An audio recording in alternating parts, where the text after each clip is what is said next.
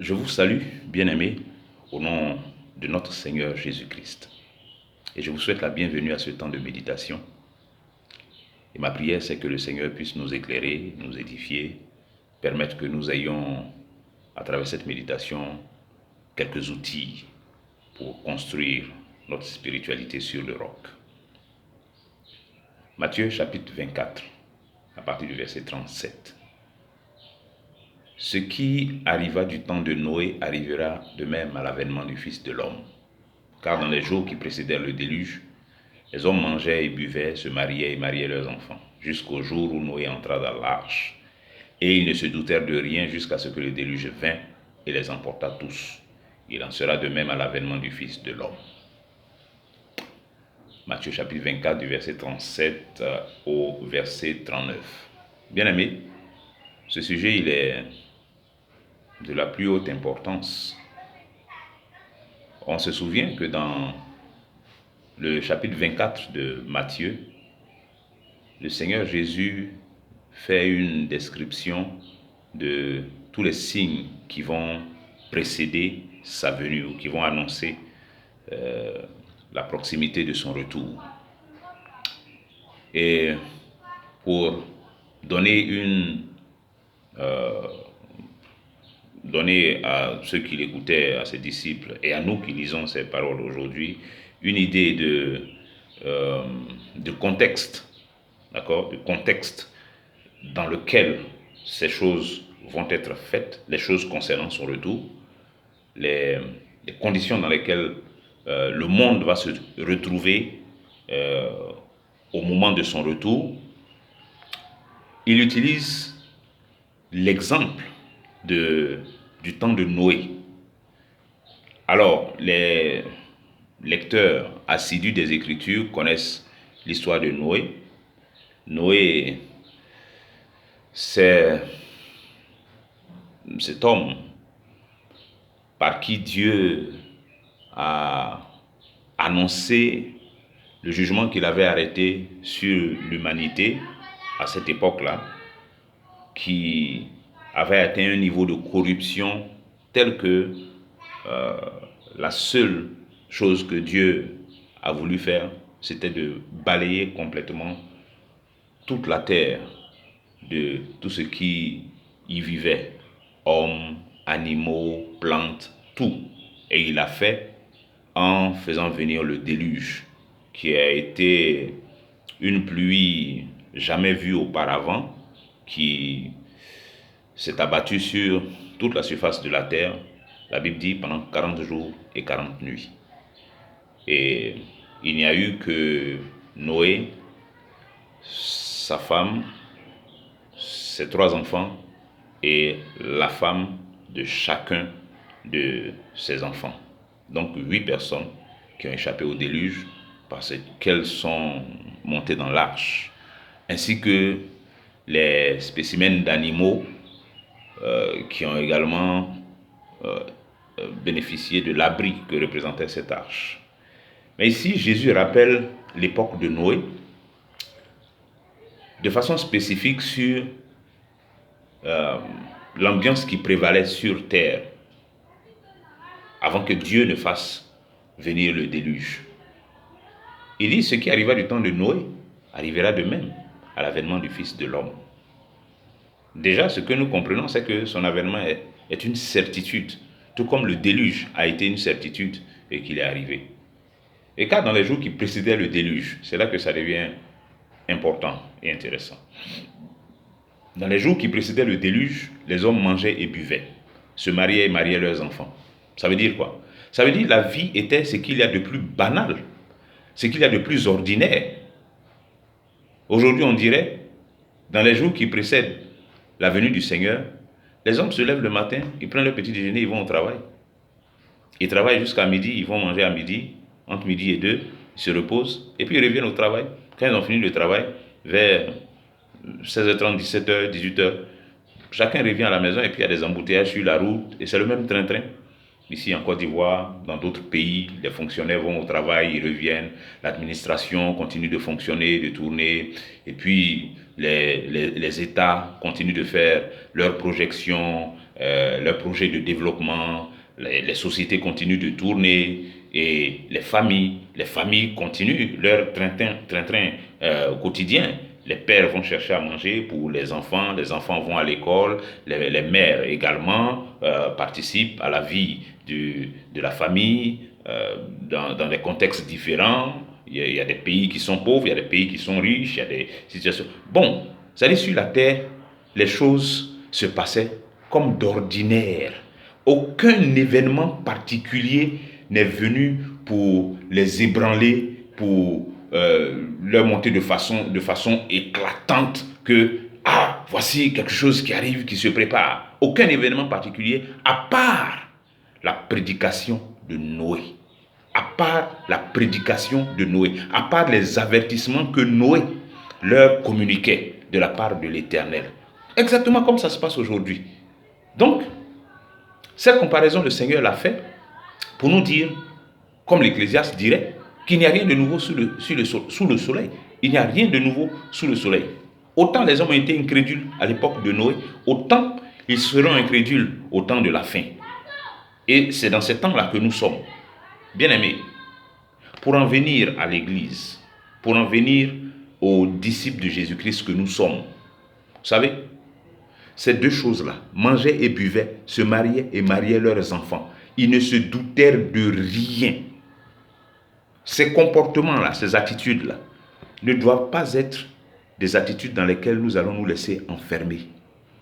Les chrétiens ne doivent pas se laisser enfermer, se laisser aveugler par la vie ordinaire, la vie de tous les jours, la poursuite des besoins quotidiens. C'est ça. Les hommes mangeaient et buvaient. Les hommes étaient focalisés sur rechercher les moyens de subsistance. C'était ça la priorité. Ils mangeaient et buvaient, ils étaient dans leur train-train quotidien. Ils avaient des priorités au nombre desquelles se préparer au retour du Seigneur, ou plutôt dans lesquelles se préparer à échapper, se mettre dans les conditions pour échapper au déluge, ne faisait pas partie de ces priorités-là. Ils avaient d'autres priorités. Leur priorité, c'était éduquer leurs enfants. Leur priorité, c'était mettre les enfants dans les bonnes écoles. Leur priorité, c'était d'avoir un bon travail. Leur priorité, c'était de combattre cette stérilité-là pour faire des enfants. Leur priorité, c'était de faire un bon mariage. Leur priorité, c'était tout sauf ce qu'il faut faire pour échapper au déluge. C'était ça leur priorité. Ils se mariaient, ils donnaient leurs enfants en mariage, les gens faisaient les dots, les gens faisaient les trucs. Et c'était ça leur priorité, c'était ça qui les préoccupait, bien aimés. Vous ne voyez pas que ça ressemble à notre époque là. Ça a été écrit il y a longtemps. Hein. Mais ce que je dis là, ça ressemble à notre époque. Et c'est ce que Jésus est en train d'exprimer ici. Dans les jours qui précédaient le déluge. Voilà ce qui était la priorité des gens. Voilà ce qui était la priorité des hommes. Et puis, tenez-vous bien, je disais tout à l'heure dans l'introduction que c'est combien de personnes? 8 personnes qui ont échappé à ce jugement-là. 8 personnes sur la terre. Mais ça doit nous préoccuper, ça doit nous interpeller, ça doit nous parler. 8 personnes. Quand le Seigneur dit que la porte qui mène au royaume des cieux, le chemin qui mène au royaume des cieux est étroit, resserré, ce chemin-là, et la porte est étroite. Il faut réfléchir à ça. 8 personnes ont échappé au déluge. Chemin resserré, porte étroite. Et il y en a peu qui trouvent ce chemin-là et qui entrent par cette porte. Il y en a peu. C'est un principe qui est vrai depuis longtemps. Hein. Ce n'est pas nouveau. Ça veut dire que nous-mêmes, nous devons prendre garde de ne pas nous laisser enfumer par le manger et le boire, la satisfaction de ces choses-là, s'agripper aux choses d'ici-bas, être dans une course effrénée vers les choses, à la recherche des choses d'ici-bas. Matthieu 6, 33, une fois encore, cherchez premièrement le royaume et la justice de Dieu. Ces choses-là vous seront données en plus. Cherchez premièrement la priorité, le royaume et la justice de Dieu. La priorité. Le royaume et la justice de Dieu. Nous ne sommes pas venus sur terre pour faire des bonnes études. On n'est pas venu sur terre pour avoir des bons foyers. pour avoir des bons enfants. On n'est pas venu sur terre pour, je ne sais pas moi, avoir un bon travail ou bien... ce n'est pas pour ça qu'on est venu sur terre. Nous sommes venus sur terre pour chercher premièrement le royaume et la justice de Dieu. Premièrement, le royaume et la justice de Dieu. Premièrement.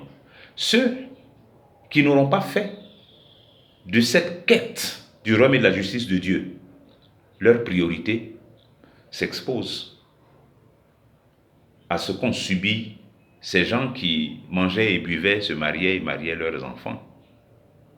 Quand on le lit, on identifie, c'est plutôt les inconvertis, les personnes qui ne viennent pas à l'église, c'est eux qu'on identifie ici.